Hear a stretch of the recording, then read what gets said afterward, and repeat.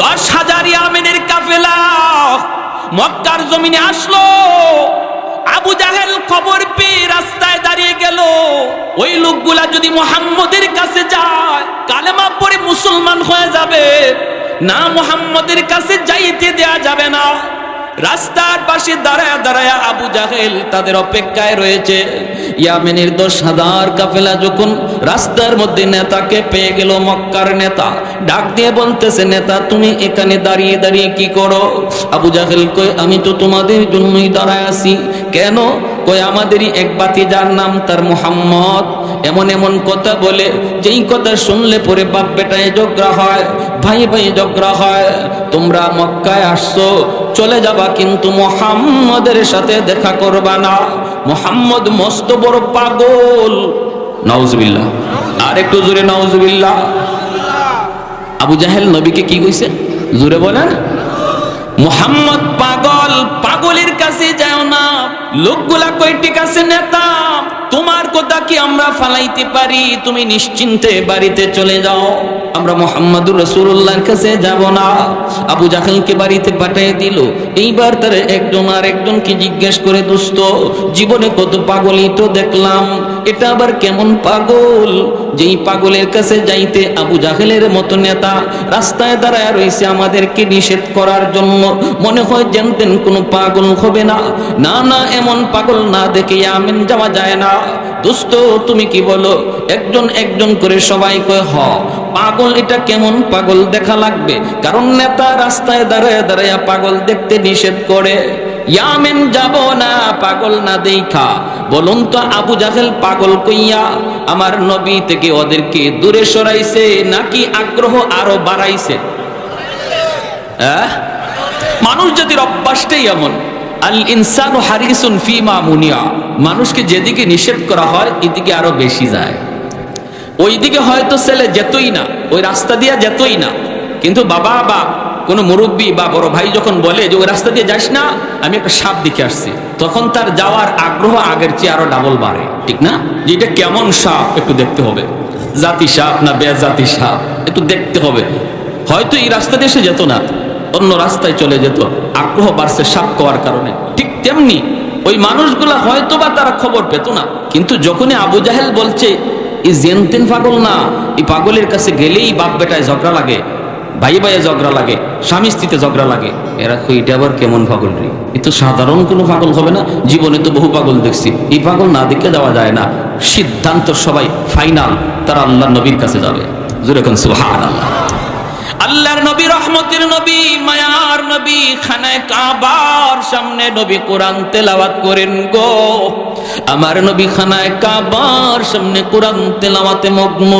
ওই অবস্থায় ইয়ামেনের 10,000 কাফেলা নবীজির সামনে যে দাঁড়ালো, দাঁড়ায় দাঁড়ায় তারা কোরআন তেলাওয়াত শুনতেছে। একজন আরেকজনের দিকে তাকায় কয়, দোস্ত জীবনে কত পাগলের কথা শুনলাম, কোন পাগলের কথা এত সুন্দর হয় না রে। কোরআন এত সুন্দর কারণ হলো কোরআন কার কালাম? আরেকটু জোরে বলেন, কার কালাম?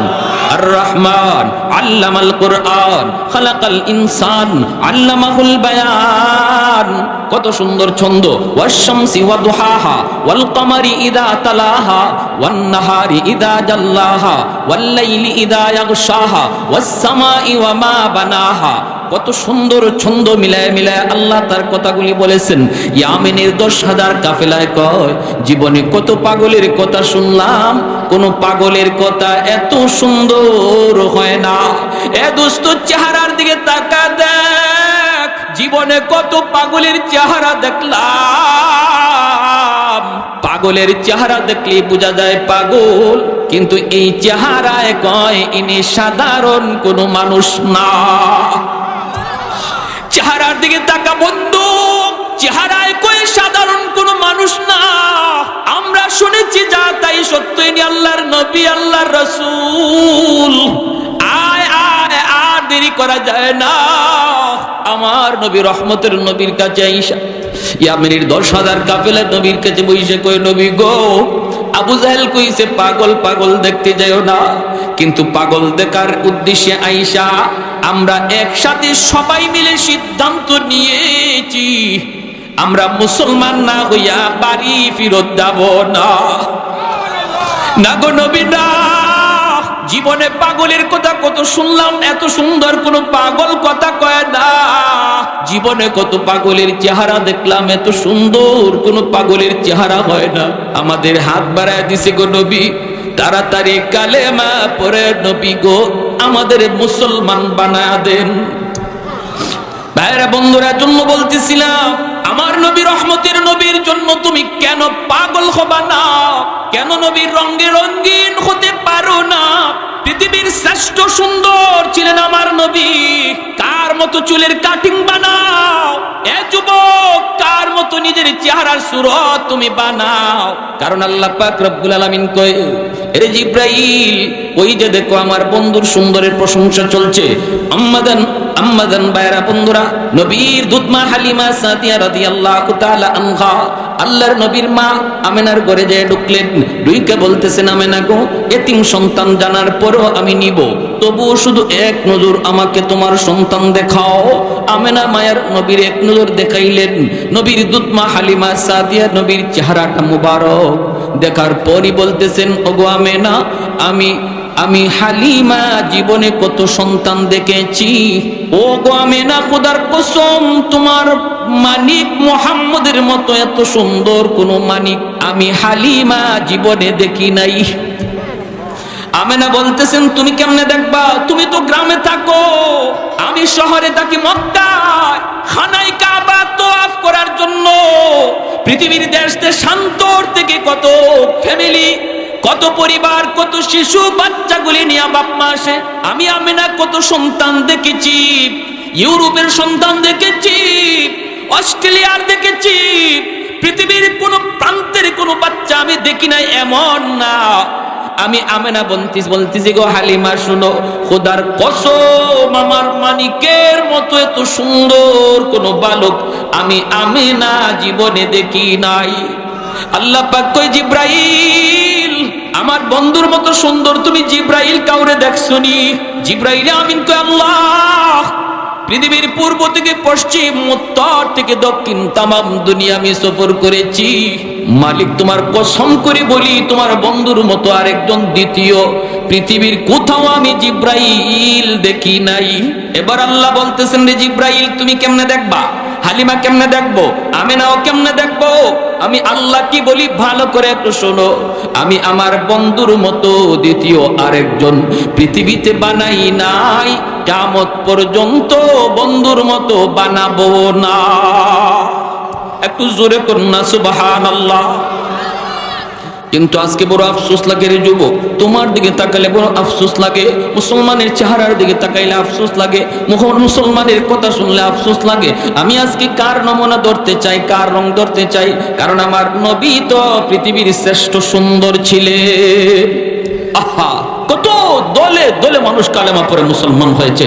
তুমি যদি সুন্দরের পাগল হও, তুমি যদি সুন্দরের পাগল হও, তাহলে সবার আগে পাগল হওয়ার কথা আমার নবীর, কারণ আমার নবী পৃথিবীর শ্রেষ্ঠ সুন্দর। ঠিক কিনা জোরে কম? কার কাটিং ধরছো? কেমন করে হাত উঠে এক কানলে দোয়া, আল্লাহর সাহায্য আসবে। চুলের নমুনা, দাড়ির কাটিং নমুনা তুমি বানাইছো ওদের, আর সাহায্য চাইবা আল্লাহর কাছে। কেমন করে আল্লাহ তোমার দিকে মুখ ফিরাবে? কেমন করে? আল্লাহ তো মুখ ফিরে অন্যদিকে তাকায় রয়েছে। আল্লাহ নারাজ হয়ে গেছে। আল্লাহ বলতেছে, বান্দা যা, তোর যেভাবে মন চাই এইভাবে চল। তুই যখন আমাকে খুশি করার চিন্তা বাদ দিয়া তুই বিভিন্ন জাতিরে খুশি করার তালে মগ্ন, নে তুই যেভাবে পারস চল, তুই তোর হালতে চল, আমি আল্লাহ তোর সঙ্গে নাই। এজন্য মায়ের খাইতেছি, কানতেছি, সাহায্য, জোরে বলেন, জোরে বলেন, সাহায্য। অথচ আল্লাহ বলেন, আল্লাহর ওয়াদা, ওয়াকানা হাক্কান আলাইনা নাসরুল মুমিনিন। আল্লাহ বলেন, এটা আমি আল্লাহর দায়িত্ব মুমিনদেরকে সাহায্য করা। যেরকম সুবহানাল্লাহ, এটা আমি আল্লাহর হক মুমিনকে সাহায্য করা। কিন্তু এরপরও কেন সাহায্য নাই? কারণ একমাত্র আল্লাহকে আমরা নারাজ করেছি। 2 নম্বর গুণ হলো কামাল। 2 নম্বর গুণ হলো কামাল, বরত্ব, বুজুর্গি। একজন মানুষ যদি দুনিয়ার মধ্যে সে বড় হয়, তার মধ্যে যদি বুজুর্গি থাকে, মানুষ তার জন্য পাগল হয়। তার ভিতরে যদি বরত্ব থাকে, গুণ থাকে, মানুষ তার জন্য পাগল হয়। চেয়ারম্যানের পিছনে যেই পরিমাণ মানুষ, এমপির পিছনে এর চেয়ে বেশি মানুষ, মন্ত্রীর পিছনে এর চেয়েও বেশি মানুষ, ঠিক কিনা? যে যত বড় হয় তার পিছনে তত মানুষ, ভক্ত তার তত। আমার নবী রহমতের নবী কত বড়, দুনিয়ার মানুষ শুধু নবীকে চিনতো এমন নয়, পশু পাখিরা পর্যন্ত আমার নবীকে চিনতো। ঠিক না, ঠিক না? হালিমা সাদিয়া মায়ার নবীকে কুলে নিয়া যখন উটের পিঠে বসবেন, ছোট্ট বাবু নবীজি নবীকে নিয়ে তিনি নিয়ে যাবেন, উটের পিঠে উঠছেন। এইবার হালিমার স্বামী ডাক দিয়ে কয়, ও হালিমা গো, ও হালিমা চলো বাড়ি যাই, কিছু পাইছনি? হালিমা সাদিয়া বলতেছে, স্বামী গো কিছু না, চেহারাটা একবার তাকায় দেখো, চেহারা দেখলে মনে হয় আমরা সব পায়া গেছি। এবার উঠে চল চল, যতই পিটায় উঠ নড়ে না চড়ে না, উঠ নড়ে না চড়ে না, উঠে চল চল, উঠ নড়ে না চড়ে না, হাঁটবে দূরের কথা। এইবার উঠ আল্লাহর কাছে জবান চাই, মালিক। খাসাইসুল কুবরা নামক কিতাবের ভিতরে আল্লামা জালালউদ্দিন সুয়ুতি লিখেন, যেই মাত্র উটকে পিটানি দিছে, উট কাঁদে আর কয়, মালিক ও মালিক, তুমি তো জবান দিয়েছো মানুষকে, আমি উটকে জবান তুমি দেও নাই, এজন্য আমার কোনো আপত্তি নাই, অভিযোগ নাই, কিন্তু মালিক অল্প টাইমের জন্য আমি উটের জবানটা একটু খুলে দিবানি, আমি আমার দুনিয়ার মালিকের সাথে কিছু কথা বলবো। আল্লাহর হুকুমে উটের জবান আল্লাহ খুলে দিলেন। উট ডাক দেয়া কই, মালিক আমাকে যতই পিটাও যতই মারো আমি উট কিন্তু নড়বো না চড়বো না গো, কারণ তোমার বিবি তোমার স্ত্রী কাকে কুলে নিয়া তোমার পিছনে বসছে, তুমি তারে না চিনলেও আমি উট তারে চিনে ফেলেছি। ইনি দয়ার নবী, রহমতের নবী, মায়ার নবী, যেই নবীর উসিলায় আল্লাহ কায়নাত সৃষ্টি করেছে, ওই নবীকে যদি তোমার পিছনে বসাও বেয়াদবি হয়, মালিক বেয়াদবি হয়, তুমি পিছনে চলে যাও, মায়ার নবীকে সামনে বসাও, আমাকে মারা লাগবে না, আমি উট দ্রুত বেগে দৌড়াইতে থাকব। হালিমা সাদিয়া আল্লাহ নবীকে লইয়া যেই মাত্র উটের সামনে চলে আসলেন, স্বামী পিছনে চলে গেলেন, উটটা দ্রুত উঠে গেল, উইটা উট রওনা দিবে, তখন আবার ডাক দিয়ে কই, মালিক আমি উটের লাগামটা মক্কায় আসার সময় তোমার হাতে ছিল, এখন যেহেতু রহমাতুল লিল আলামিন আমি উটের পিঠে বসছে গো, আমি উটের লাগামটা নবীর নরম হাতে তুমি ধরায় দাও, কারণ নবী যখন যার পিঠে উঠছে কায়নাতে সেই শ্রেষ্ঠ হয়ে গেছে। আমার পিঠে নবী জীবনের প্রথম উঠল, আমি উট পৃথিবীর সকল উটের আগে চলে যাব, আমার মর্যাদা বেড়ে যাবে। আমি উটের লাগামটা নবীর হাতে ধরে দাও, যেই মাত্র নবীর হাতে উটের লাগাম ধরাইছে, উটটা বিদ্যুতের বেগে চলা শুরু হয়েছে। ভাইরা বন্ধুরা, এজন্য বলতেছিলাম নবীকে, নবীর বরত্ব মহত্ব শুধু মানুষে জানে এমন নয়, হায়ওয়ানাত পর্যন্ত জানে, ঠিক কিনা? নবীজি মসজিদে নববীতে বসা সাহাবায়ে কেরামদেরকে দ্বীনের তালিম দেন। এইদিকে মসজিদে নববীর অদূরেই একটা পাহাড়ি অঞ্চল, ওই পাহাড়ি এলাকার মধ্যে একটা যুবক, একটা ইহুদি যুবক কিছু ছাগল রাখালি করতেছে। হঠাৎ করে গর্তের ভিতর থেকে একটা বাঘ এসে তার একটা ছাগলকে খেয়ে ফেললো।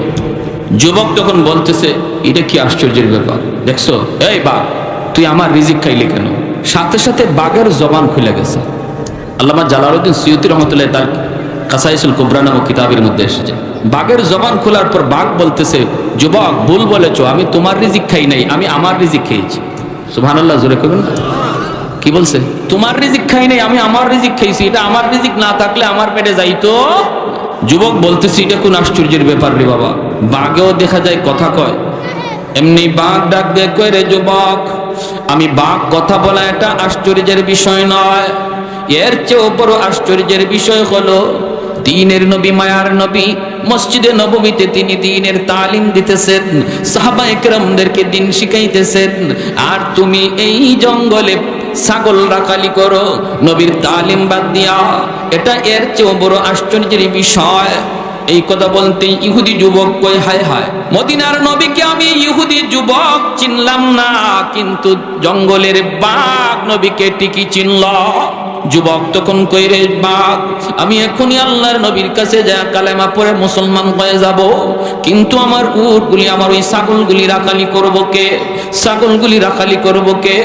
বাঘ বলতেছে, তুমি নিশ্চিন্তে নবীর দরবারে যাও, তোমার ছাগলের কোনো ক্ষতি হবে না, আমি রাখালি করব। কে রাখালি করবে? ছাগলে রাখালি করবে বাঘ। যুবক কয়, আর বুঝি আমি তোমার কথা বিশ্বাস করলাম না, কেমনে করি? আগে একটা ছাগল খাইছো, আমি বললাম আমার রিজিক কেন খাইছো, তুমি কও তোমার রিজিক খাইছো। এখন ছাগলগুলি যদি তোমার কাছে আমি দিয়ে যাই, আসার পরে দেখবো একটাও নাই, আমি যদি বলি কেন খাইছো, তুমি বলবা তুমি তোমার রিজিক খাইছো, ঠিক না? বাঘ কইরে, যুবক একটু মুখ সামলায় কথা কও, তোমরা মানুষ যদি ওয়াদা ভাঙতে পারো, কিন্তু আমরা হাইওয়ান হলো ওয়াদা ভাঙ্গি না, কথা যখন যারে দেই কথা ঠিক রাখি। তোমরা মেম্বার হওয়ার আগে ওয়াদা দিয়া ওয়াদা ভাঙতে পারো, চেয়ারম্যান হওয়ার আগে ওয়াদা দিয়া ওয়াদা ভাঙতে পারো, এমপি হওয়ার আগে ওয়াদা দিয়া ওয়াদা ভাঙতে পারো, কিন্তু হাইওয়ান সে যদি ওয়াদা দেয় বলে ওয়াদা ভাঙবো না, মানুষ ওয়াদা ভাঙ্গেনি না ভাঙ্গে না? হ্যাঁ, ভাঙ্গেনি না ভাঙ্গে না? চেয়ারম্যান মেম্বার হওয়ার পরে সব দিবে, চেয়ারম্যান হওয়ার পরে দেখা যায় খাইতে খাইতে টয়লেটও খাই না। ময়মনসিংহ এলাকায় এক লোকে, হুজুর কি কোন আপনি, গম আর টিন, আমাদের চেয়ারম্যানের টয়লেট খেয়ে ফেলাইছে। এটা কেমনে? টয়লেটের লাগে টাকা আইছিল, এই টাকাটা খাইয়া ফেলাইছে। গমের টাকা খাইলে যদি গম খাওয়া হয়, টিনের টাকা খাইলে যদি টিন খাওয়া হয়, তো টয়লেটের লাগে যে টাকা আইছিল এটা খাইলে তো টয়লেটই খাইল, ঠিক না? এর কথা তো যুক্তি আছে, ঠিক কিনা? তো না, কিন্তু ওয়াদা বহুত বড় এক মহৎ গুণ। ওই যুবক বলতেছে, তুমি কি আমার সাথে সত্যি ওয়াদা করো? আমি আপনাদের এলাকার কথা বলছি না, সব চেয়ারম্যান মেম্বার যদি একরকম হয় তাহলে দেশ চলবে কেমনে, ঠিক না ভাই? ভালো চেয়ারম্যান মেম্বার আসেনি না নাই? যারা মানুষের আমানতকে আমানত মনে করে, খিয়ানত করে না, এটা আছে। সব জায়গায় ভালো আছে, মন্দ আছে। যে কথা বলতেছিলাম, যুবক বলে, তাহলে ঠিক আছে, আমি তোমার উপরে, তোমার কথার উপরে ভরসা করলাম, ছাগলগুলি আমি তোমার কাছে আমানত রেখে আমি নবীর দরবারে যাইতেছি। যেই মাত্র যুবক আল্লাহর নবীর দরবারে রওনা দেয়, সাথে সাথে আল্লাহ জিব্রাইল আমিনকে নবীজির কাছে পাঠায় বলতেছে, জিব্রাইল তাড়াতাড়ি আমার বন্ধুকে যায় বলো, আমার বন্ধু যেন মসজিদ থেকে বের হয়, একটা ইহুদি যুবক নবীর কাছে আসতেছে কালেমা পড়ার জন্য, যাকে নবীর দরবারের খবর দুনিয়ার কোনো মানুষ দেয় নাই, দিয়েছে জঙ্গলের একটা বাঘ।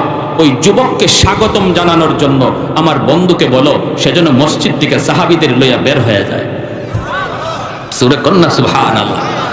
তাহলে আমার নবীর দরবারের খবরটা তখন দিয়েছিল কোনো মানুষ না বাঘ? জোরে বলেন। আমার ভাইরা, বন্ধুরা, যুবক, ওই ইহুদি যুবক যেই মাত্র মসজিদে নববীর সামনে আইসা হাজির, দূর থেকে তাকায় দেখে মসজিদে নববীর বাইরে মায়ার নবী সাহাবায়ে কেরামদেরকে নিয়ে তিনি দাঁড়ায় আছেন। আল্লাহর নবী মাঝখানে দাঁড়ানো, ডান দিকে সাহাবী, বাম দিকে সাহাবী। ওই যুবক অবাক হয়ে তাকায় সবগুলি দৃশ্য দেখতেছে আর আগাইতেছে। নবীজির কাছাকাছি আসা মাত্র যুবক দেখলো নবীর মুখে মুচকি হাসি। যুবক মনে মনে কয়, হায়, আমি যে নবীর দরবারে আসলাম এই খবর নবীকে জানাইলো কে? সুবহানাল্লাহ। আল্লাহর নবী, রহমতের নবীর দরবারে আইসা হাজির, মায়ার নবী দাঁড়া আছেন। কাছে আসা মাত্রই নবী বলতেছেন, রে যুবক, আমি তোমার জন্যই মসজিদে নববীর বাহিরে দাঁড়ায় আছি। যুবক তখন বলতেছে, নবী গো, আমি যে আপনার দরবারে আসতেছি এই খবর আমি ছাড়া আর বাঘ ছাড়া কেউ জানে না। ওগো আল্লাহর নবী, ওগো দ্বীনের নবী, মায়ার নবী, আমি যে আপনার দরবারে আসতেছি এই খবর আমি ছাড়া আর বাঘ ছাড়া কেউ জানে না, কেউ জানে না। তাহলে আমার আসার খবর আপনাকে কে দিল? আল্লাহর নবী বলতেছেন, রে জিবরাইল, তোমাকে যে আমার দরবারের খবর দিয়েছে বাঘ, এই খবর আল্লাহ আমাকে দিয়েছে জিবরাইল মারফতে। আল্লাহু আকবার। যুবক বলতেছে, নবী গো, আমি আর দেরি করতে চাই না, এখনই আমাকে তাড়াতাড়ি কালেমা পড়া মুসলমান বানায় দেন। এজন্য বাইরা তাফসীরের কিতাবের ভিতরে লিখেন, রে যুবক, তুমি কেন আমার নবীর জন্য পাগল হবে না? নবীর রংকে নিজের রং কেন বানাবা না? যদি তুমি পৃথিবীর কাউকে বড় তালাশ করো যে এমন একজন মহামানব যার অনুসরণ আমি করব, পৃথিবীর শ্রেষ্ঠ মহামানব ছিলেন আমার আপনার নবী, যার বরত্বের কথা শুধু মানুষ নয়, হায়ওয়ানাত পর্যন্ত স্বীকার করেছে। সুবহানাল্লাহ। নওয়াল হলো 3 নম্বর গুণ। দানশীলতা, যে মানুষকে যত বেশি দান করে মানুষ তার তত বেশি ভক্ত হয়। যেই মানুষটা দুই হাতে দান করে দেখবেন তার পিছনে মানুষ তত বেশি বেশি ঘুরে, ঠিক না? আল্লাহর নবী কত বড় দানশীল ছিলেন। নবীজির কাছে একজন ভিক্ষুক এসে ভিক্ষা চাইলো। আয়েশা মাত্রই নবী বলতেছেন, আমার কাছে তো কোনো ভিক্ষা দেওয়ার কিছুই নাই, কিন্তু আমি তোমাকে খালি হাতে কেমন করে ফেরত দেব? আমি তো কাউকে খালি হাতে ফেরত দেই না। ঠিক আছে, ওই যে দেখো আমার মেয়ে খাতুনে জান্নাত ফাতেমার ঘর, তুমি ফাতেমার কাছে যাও, যাই তুমি বলবা আমি নবী তোমাকে পাঠাইছি, আমার মেয়ে যেন তোমাকে কিছু দিয়া সাহায্য করে। ফকির বলতেছে, নবী গো, আপনি যে আপনার মেয়ের বাড়িতে আমাকে পাঠাইতেছেন এর একটা দলিল দেন, প্রমাণ দেন, প্রমাণ। আল্লাহর নবী বলেন, প্রমাণ কি দিব? বলে আপনার একজন সাহাবীকে পাঠায় দেন। সাথে সাথে মায়ার নবী তার একজন সাহাবী হযরত সালমান ফারসি রাদিয়াল্লাহু তাআলা আনহু 350 বছর যিনি হায়াত পেয়েছিলেন, 190 বছর বয়সে যিনি কালেমা পড়ে মুসলমান হয়েছেন, আল্লাহর নবী বলে, সালমান তুমি ভিক্ষুকের সাথে আমার মেয়ে ফাতেমার বাড়িতে যাও রে। সালমান ফারসি ভিক্ষুকের সাথে ফাতেমার বাড়িতে আইসা হাজির। ডাক দিয়ে বলতেছে, ভিক্ষুক মাগো, ভিক্ষা চাই, নবীর কাছে চেয়েছিলাম কিছু নাই, আল্লাহর নবী তোমার কাছে পাঠিয়ে দিছেন, কিছু আসেনি, আমাকে সাহায্য দাও। খাতুনে জান্নাত পুরো ঘর তালাশ করলেন, দেওয়ার মতো কিছুই নাই, কিছুই নাই। একটা চাদরখানা হাতে নিয়া ভিক্ষুকের কাছে দিয়া বলতেছেন, ওই যে চাদর, এই চাদরখানা ছাড়া আমার কাছে কিছুই নাই, এই চাদরটা তুমি ওই ইহুদির বাড়িতে বন্ধক রাখবা।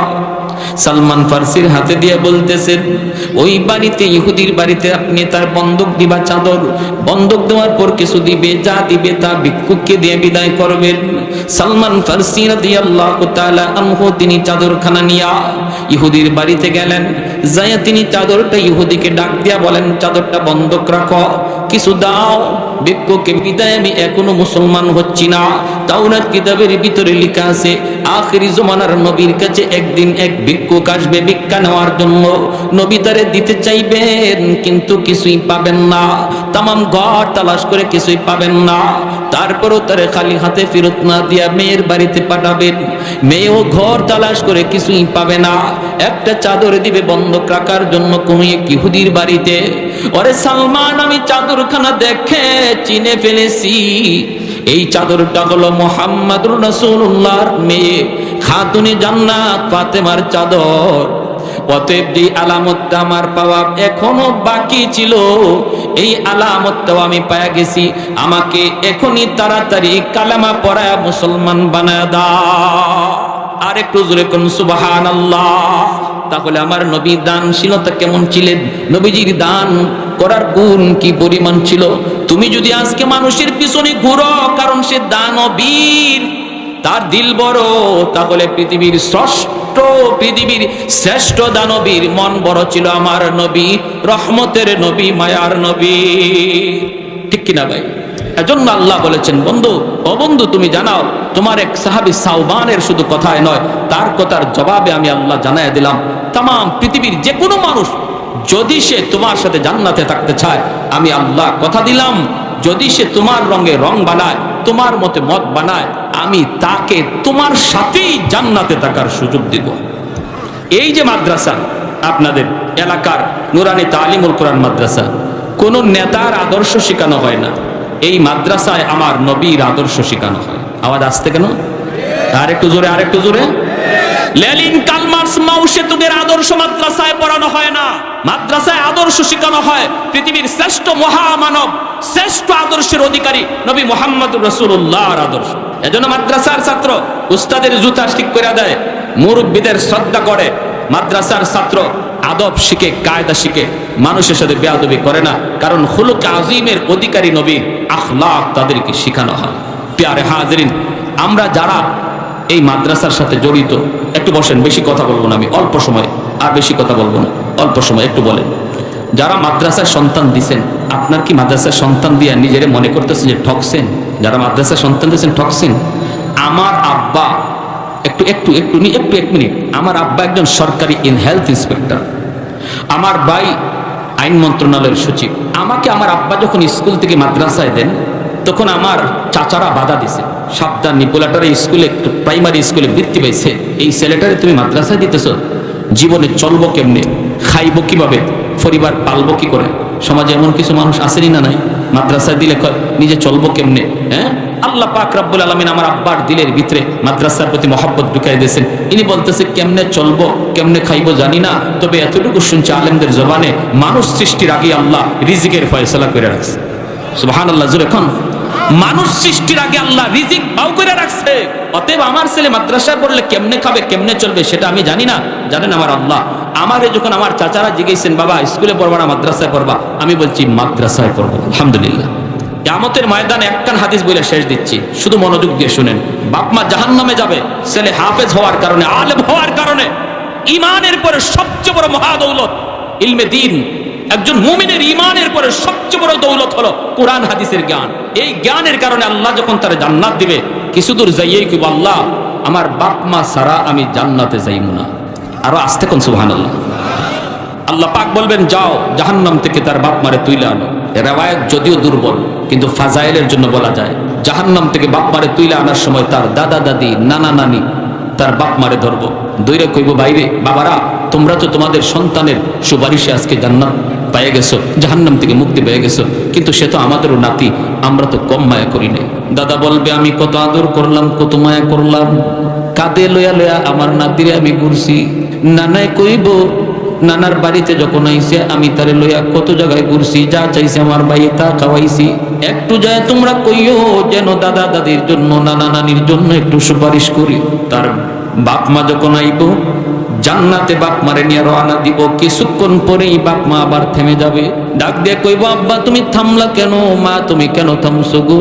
তখন বাপ মা কইব বাবা তুমি যদি তোমার বাপ মা ছাড়া জান্নাতে না যাও, আমরাও আমাদের বাপ মা ছাড়া জান্নাতে যাইমু না। আল্লাহ ফেরেশতাদেরকে বলবে যাও কোরআনের পাখির দাদা দাদি নানা নানিরে নিয়ে আসো। সুবহানাল্লাহ।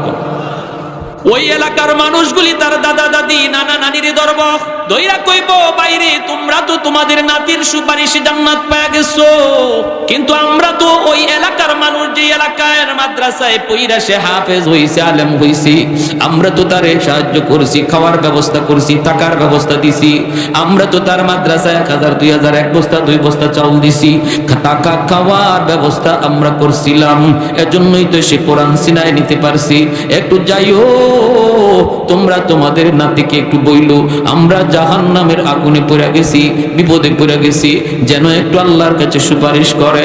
দাদা দাদি নানা নানি জাহান্নাম থেকে উইঠে আসার পর ডাক দেয়া কইব বাইরে যেই এলাকার মাদ্রাসায় পইরা তুমি হাফেজ হইছ, ওই এলাকার মানুষ কিছু মানুষ জাহান্নামে দেখে আসছি, আমাদেরকে দইরা দইরা কাঁদছে, কার তারা তোমাকে খাওয়া টাকার ব্যবস্থা করে দিছিল।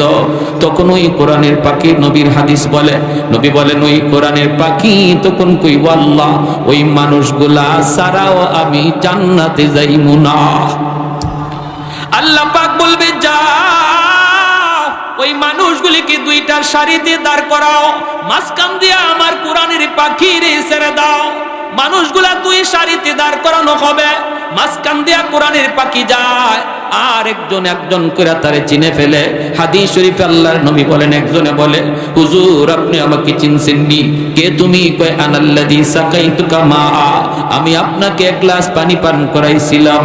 কিছু দূর যাওয়ার পর আর একজনে কইব হুজুর আপনি আমাকে বুঝি চিনছেন? বলি তুমি কে? কয় আনাল্লাযী ওয়াহাবতু লাকা ওযুআ, আমি আপনাকে এক বদনা ওযুর পানি দিছিলাম। নবী বলেন এইভাবে এইভাবে একজন একজন করে অসংখ্য মানুষ মাদ্রাসায় সহযোগিতার কথা তারা ইয়াদ করায় দিব। আল্লাহর নবী বলে তখনই ওই কোরআনের পাখি আল্লাহ পাক রব্বুল আলামিনের কাছে তাদের জন্য সুপারিশ করবে।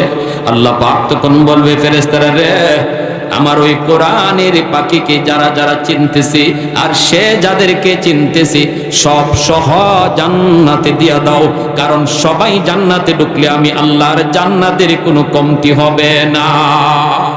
তাহলে আপনি আমি যারা মাদ্রাসায় পড়াইতেছি বাবা হইয়া, কেউ বা দাদা হইয়া, কেউ বা নানা হইয়া, কেউ বা এলাকার মানুষ, দাদা হইতে পারি নাই, হাফেজে কোরআনের বাবা হইতে পারি নাই, নানা হইতে পারি নাই, কিন্তু সহযোগী হইতে পারি, ঠিক কিনা জোরে বলেন? সহযোগী হইতে পারি, একটু আওয়াজ দিয়ে বলেন ঠিক কিনা? ভাইরা বন্ধুরা, এতটুকু কিয়ামতের ময়দানে নাজাতের বহুত বড় উসিলা হয়ে যাবে। এজন্য অল্প সময়ের জন্য আমি আপনাদের কাছে একটু অনুরোধ করব, আমি বহু দূর থেকে আসছি, কেউ উঠবেন না, একটু অনুরোধ, যদি কেউ উঠেন তাহলে বোঝা গেল মাদ্রাসার প্রতি আপনার মহব্বত নাই। নবীর বাগান হলো মাদ্রাসা, মসজিদ হলো আল্লাহর ঘর, অতএব নবীর বাগানের দিকে মহব্বত কার আছে এখন প্রমাণ হবে। তৌফিক নাই, আপনি সাহায্য করবেন না, অসুবিধা নাই, কিন্তু দিল থেকে এ দোয়া করতে পারবো। পারি না ভালো কথা, কিন্তু দোয়া তো করতে পারবো, ঠিক কিনা জোরে কোন?